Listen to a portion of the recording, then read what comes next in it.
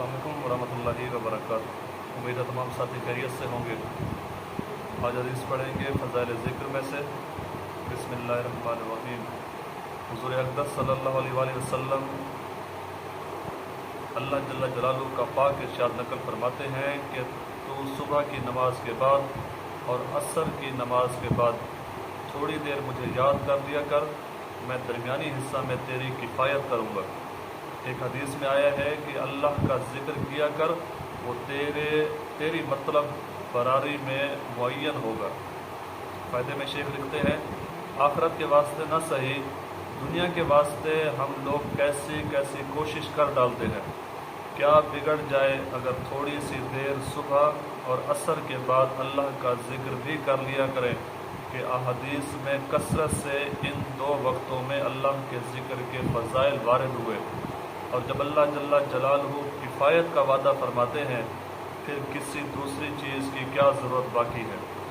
एक हदीस में आया है, हुज़ूर अक़दस सल्लल्लाहु अलैहि वसल्लम इरशाद फरमाते हैं कि मैं ऐसी जमात के साथ बैठूं जो सुबह की नमाज के बाद आफ़ताब निकलने तक अल्लाह के ज़िक्र में मशगूल हो। मुझे ज़्यादा पसंद है इससे कि 4 अरब ग़ुलाम आज़ाद करूं।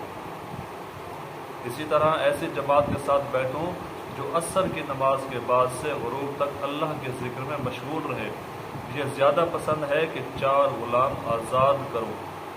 एक हदीस में है, जो शख्स सुबह की नमाज जमात से पढ़े, फिर आफ़ताब निकलने तक अल्लाह के ज़िक्र में मशगूल रहे और फिर 2 रकात नफल पढ़े, इसको ऐसा सवाब मिलेगा जैसा कि हज और उम्रा पर मिलता है। पर हज और उम्रा भी वो जो कामिल हो। हुज़ूर सल्लल्लाहु अलैहि वसल्लम का इरशाद है कि मैं एक जमात के साथ सुबह की नमाज के बाद से आफ़ताब निकलने तक ज़िक्र में मशगूल रहूं, ये मुझे दुनिया और दुनिया की तमाम चीज़ों से ज़्यादा महबूब है। इसी तरह असर की नमाज के बाद से ग़ुरूब तक एक ऐसी जमात के साथ ज़िक्र में मशगूल रहूं, ये मुझे दुनिया और दुनिया की तमाम चीज़ों से ज़्यादा पसंद है। इन्हीं वजूह से सुबह की नमाज के बाद और असर की नमाज के बाद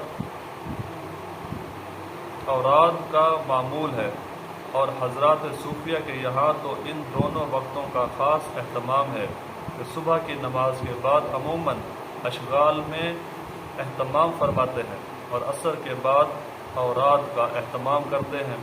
बिलखसूस फजर के बाद फुक़हा भी एहतमाम फरमाते हैं।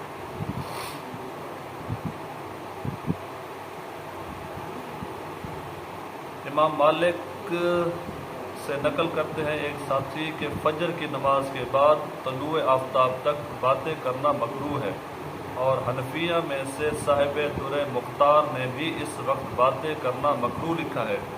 एक हदीस में आया है कि जो शख्स सुबह की नमाज के बाद उसी हैयत से बैठे हुए बोलने से कबल ये दुआ 10 मरतबा पढ़े, ला इलाहा इल्लल्लाहु वहदहु ला शरीका लहू लहुल मुल्कु व लहुल हम्दु युहयी व युमीतु व हुवा अला कुल्लि शैइन कदीर। अल्लाह के सिवा कोई माबूद नहीं, वो अपने ज़ात और सिफ़ात में अकेला है, कोई उसका शरीक नहीं।